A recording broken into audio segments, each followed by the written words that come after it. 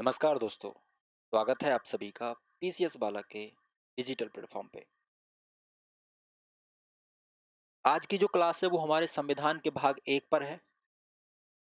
संविधान का भाग 1 संघ और उसके राज्य क्षेत्र के बारे में चर्चा करता है। भारतीय संघ क्या है? दरअसल राज्यों का जो संगठन है वो एक संघ के रूप में जाना जाता है। जैसे आप जानते हो कि हमारे यहाँ 28 राज्य हैं, आप सभी को पता होगा, और 8 केंद्र शासित प्रदेश हैं। कितने? 28 राज्य और 8 यूनियन टेरिटरीज। इन सभी को संघ क्षेत्र में बोलते हैं, यानी संघ का नाम दिया जाता है। संघ राज्य क्षेत्र। क्लियर? भाग 1 में जो चर्चा है वो आर्टिकल 1 से लेके 4 तक की चर्चा है। और आर्टिकल 1 ये कहता है, आपसे क्वेश्चन में पूछ लेता है कि आर्टिकल 1 में भारत को क्या बोला गया है। तो ये ऐसे ही प्रीलिम्स में क्वेश्चन आया था, यूपीपीसीएस में आया था। तो आपको बताना है भारत अर्थात इंडिया। भारत अर्थात इंडिया शब्द का उपयोग किया गया है और राज्यों का एक संघ होगा। इसमें दो बातें हैं। पहली बात, ये हमारे देश का नाम बता रहा है, देश का नाम है। दूसरा संघ है, संघ का मतलब है हमारी राज पद्धति। राज पद्धति का नाम है। ये क्या होता है, यानी किस आधार पे हम शासन करते हैं। राज पद्धति हमारा पॉलिटिकल नेचर क्या है, किस तरीके से हमारा संविधान बनाया गया है। तो संघ, दरअसल संघ दो तरीके के होते हैं। हमारा संविधान कैसा है, थोड़ा संघीय है। इसको अर्ध संघीय भी बोल सकते हैं। संघ दरअसल दो टाइप से समझ सकते हो आप। थोड़ा ये बेसिक बातें हैं, आप समझ जाओगे तो ये आपके लिए फायदा करेंगे जब मेंस भी पढ़ोगे। तो संघ दरअसल दो तरीके का होता है। एक तो केंद्रित संघ, केंद्रित संघ, और दूसरा होता है विकेंद्रित, विकेंद्रित संघ। केंद्रित का मतलब है जहां पावर्स सेंट्रलाइज्ड हैं, और विकेंद्रित का मतलब है कि जहां पावर्स डिसेंट्रलाइज्ड है। पावर्स का मतलब क्या है? पावर्स यानी शक्तियां, यानी कानून बनाने की शक्ति, शासन चलाने की शक्ति। ये सब शक्तियां या तो केंद्र पर केंद्रित होती हैं या राज्यों की तरफ भी थोड़ी थोड़ी शक्तियां दी जाती हैं। तो आपको पता है कि हमारे यहाँ जो अनुसूची 7 मैंने पढ़ाई थी, उसमें केंद्र और राज्य के बीच शक्तियों का विभाजन है। आप प्रीवियस लेक्चर देखेंगे अनुसूचियों का, तो मैंने वहां उसे थोड़ा सा हिंट भी किया है। और राज्य के विषय मैंने वहां बताए हैं, जैसे वर्तमान में 61 विषय हैं। ऐसे ही केंद्र के विषय भी बताए हैं। तो केंद्र किन किन सब्जेक्टों पे कानून बनाएगा, राज्य किन किन सब्जेक्टों पे कानून बनाएगा, इन सब की ये शक्तियां हैं। इसलिए हमारी जो शासन की प्रणाली है वो कैसी है, विकेंद्रित है। क्योंकि हमने यहाँ मान लो ये राज्य हैं हमारे, और यहाँ हमारा सेंटर बैठा है, तो ये थोड़ी थोड़ी पावर्स हमने इनको दे रखी हैं। यानी सेंटर ने अपनी पावर्स इसको बांट रखी हैं, सारे राज्यों को। लेकिन जहां केंद्रित संघ रहेगा, ये बात रही विकेंद्रित संघ की।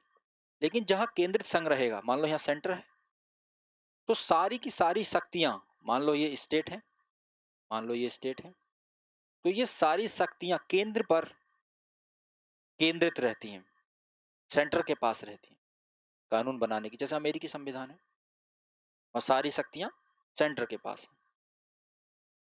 तो हमारी राज्य पद्धति है संघीय। क्लियर?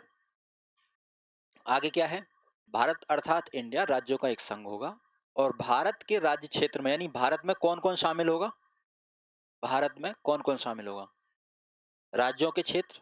जैसा आप जानते हो 28 स्टेट हमारे, ठीक है। संघीय क्षेत्र, संघीय क्षेत्र कौन कौन से, जैसे आज 8 हैं, तो दिल्ली, जम्मू एंड कश्मीर ये हाल में बने हैं, आपको पता है। और लद्दाख, जम्मू कश्मीर और लद्दाख ये हाल में बने हैं। और अंडमान निकोबार द्वीप समूह, चंडीगढ़, दादरा और नागर हवेली एवं दमन और दीव, इन दोनों को कंबाइंड कर दिया है। अब पहले ये दोनों अलग अलग थे, दादरा और नगर हवेली अलग था और दमन और दीव अलग था।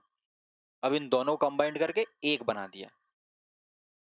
फिर लक्षद्वीप और पुदुचेरी।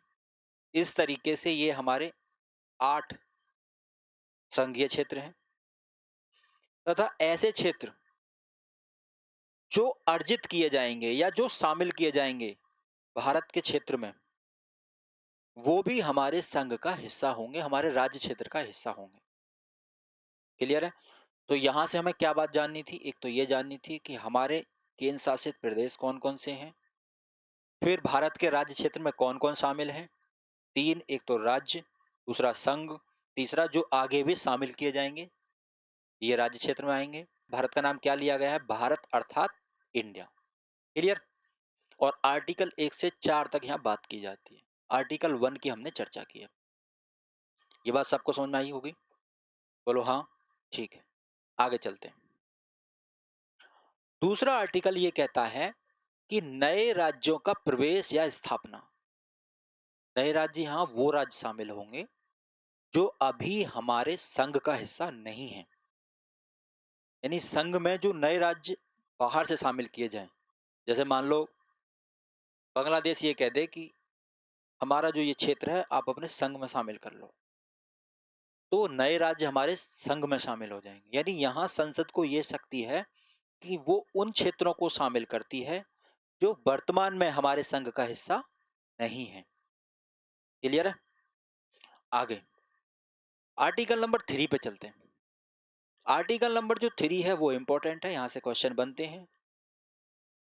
वो ये कहता है कि नए राज्यों का निर्माण करना है और वर्तमान राज्यों के क्षेत्रों में, सीमाओं में, उनके नामों में परिवर्तन करने की जो शक्ति है वो संसद के पास है। लेकिन ये एक विधि के द्वारा किया जाता है, मतलब एक कानून के द्वारा किया जाता है। कानून मतलब एक तरीका है, एक लॉ है। संसद विधि द्वारा क्या कर सकती है कि मान लो कोई राज्य है, राज्य से कोई एक क्षेत्र निकालना है, दूसरे राज्य को देना है। जैसे मान लो मध्य प्रदेश में से एक क्षेत्र निकाला और वो छत्तीसगढ़ नया राज्य बना दिया, या किसी नए राज्य की नाम में परिवर्तन करना है। जैसे उत्तर प्रदेश जो था 1950 से उत्तर प्रदेश हुआ, पहले यूनाइटेड प्रोविंस था। ऐसे ही पहले उत्तरांचल था, उत्तरांचल से वो उत्तराखंड हो गया।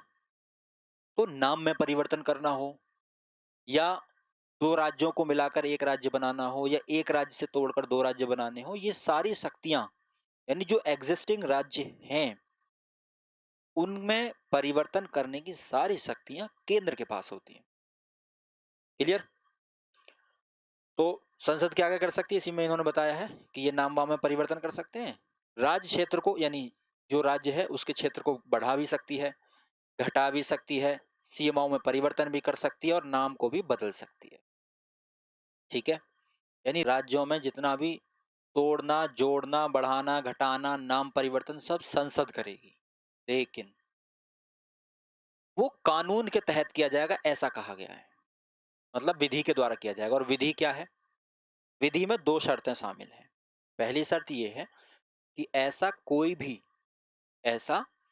प्रस्ताव, जिसे प्रपोजल कहते हैं, बिना राष्ट्रपति की सिफारिश के संसद में पेश नहीं किया जाएगा। बिना राष्ट्रपति की सिफारिश के पार्लियामेंट में या संसद में पेश नहीं किया जाएगा।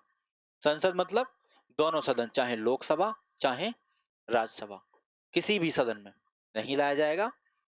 साथ ही राज्य के विधानमंडल से ये बात पूछी जाएगी मतलब वहां की स्वीकृति जरूरी है। पहली बात ध्यान रखो कि जब राष्ट्रपति के पास ये प्रपोजल जाएगा, कि राष्ट्रपति की सिफारिश हो, राष्ट्रपति की सहमति हो, तो राष्ट्रपति इसे विधानमंडल के पास भेजेंगे। कौन से विधानमंडल के पास? उस राज्य के विधानमंडल के पास जिसके नाम में, जिसकी सीमा में या जिसके क्षेत्र में कोई परिवर्तन करना है।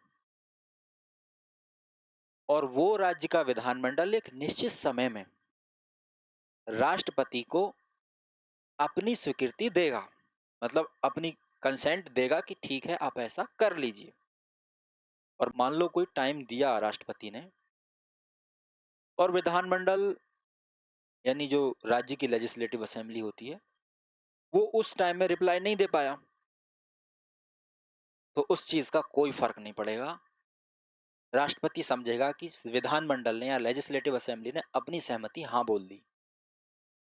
यानी एक फॉर्मेलिटी के लिए राज्य के विधानमंडल में भी ये प्रस्ताव जाएगा और निश्चित समय में पास होके भी आना चाहिए। क्लियर?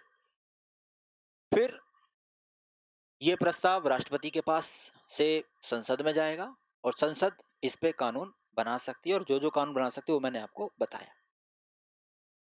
फिर आर्टिकल 4 ये कहता है कि ऊपर जो बात लिखी गई है, पूर्वोक्त मतलब जो पहले बात दी गई है ऊपर, वो पूर्वोक्त प्रकार की कोई भी विधि अनुच्छेद 368 जो ये कहता है कि संविधान में संशोधन किया जाए। संशोधन पे हम विस्तृत चर्चा करेंगे कि संशोधन, साधारण संशोधन कैसे होता है, विशेष संशोधन कैसे होता है, मतलब संशोधन में साधारण बहुमत की जरूरत, विशेष बहुमत की जरूरत, वो सब हम आगे चर्चा करेंगे। लेकिन अभी बस इतना समझें, अनुच्छेद 368 ये कहता है कि संविधान में संशोधन कैसे होगा। ठीक है, उसकी कुछ विधियां उन्होंने दी हैं। तो आर्टिकल 368 के जो विधि हैं या जो तरीके हैं, आर्टिकल 368 के प्रयोजन को तरीके ही बोलते हैं। प्रयोजन के लिए इस संविधान का संशोधन नहीं समझी जाएंगी। यानी आर्टिकल 4 ये कहता है कि आप 2 में या 3 में कोई भी कदम उठाते हो, संसद से बोलता है आर्टिकल 4 कि आर्टिकल 2 हो या आर्टिकल 3 हो, उस पर संसद कोई भी कदम उठाती है तो ऐसी विधि संविधान संशोधन नहीं मानी जाएगी। क्लियर? ऐसी विधि संविधान संशोधन नहीं मानी जाएगी। तो इस तरीके से हमने पढ़ा कि अनुच्छेद 4 जो ये कहता है कि आर्टिकल 2 या 3 में जो भी बातें कही गई हैं वो संविधान संशोधन का भाग नहीं होंगी। और आर्टिकल 3 में कहा गया कि राज्यों की सीमाओं में, नामों में और क्षेत्रों में परिवर्तन करना है तो राष्ट्रपति की सिफारिश के बाद ही ऐसा बिल लाया जाए, और राज्य के विधानमंडल की भी सहमति आवश्यक है। और निश्चित समय के अंदर वो सहमति आ जाए तो बहुत अच्छा है, नहीं आए तो राष्ट्रपति पर निर्भर करेगा कि राष्ट्रपति ऐसे राज्यों की सहमति को एक्सेप्ट करते हैं या नहीं। दूसरा ये है कि नए राज्यों की स्थापना या प्रवेश, तो नए राज्य ऐसे राज्य होंगे जो अभी भारत संघ का हिस्सा नहीं है। इसमें उन राज्यों की बात नहीं की गई जो अभी संघ का हिस्सा है, वो उन राज्यों की बात है जो अभी संघ का हिस्सा नहीं है। फिर हमने पढ़ा कि भारत अर्थात इंडिया, यानी आर्टिकल 1 में क्या कहा गया है कि भारत अर्थात इंडिया राज्यों का संघ होगा। और भारत के राज्य क्षेत्र में कौन कौन है? राज्यों के क्षेत्र, यानी फिलहाल जो राज्य हैं 28 और 8 संघ शासित क्षेत्र, और वो क्षेत्र जो आगे सम्मिलित किए जाएंगे। तो इस तरीके से हमने आर्टिकल 1 से लेके 4 जो हमारे संविधान का पार्ट 1 है उसके बारे में डिस्कशन किया। इसमें अभी और ट्विस्ट बाकी है, और ट्विस्ट ये है कि किस तरीके से नए राज्यों का भारत में सम्मिलन हुआ, कैसे नए राज्य भारत में शामिल हुए, वो एक पैटर्न है, वहां से भी क्वेश्चन आता है। तो उस पर हम चर्चा करेंगे अगले क्लास में। हमसे जुड़े रहने के लिए आपका बहुत बहुत शुक्रिया। मिलते हैं नेक्स्ट क्लास में। तब तक आप चैनल को लाइक, शेयर, सब्सक्राइब कीजिए और शेयर भी कीजिए। ठीक है, ध्यान रखिए अपना। Thank you. जय हिंद।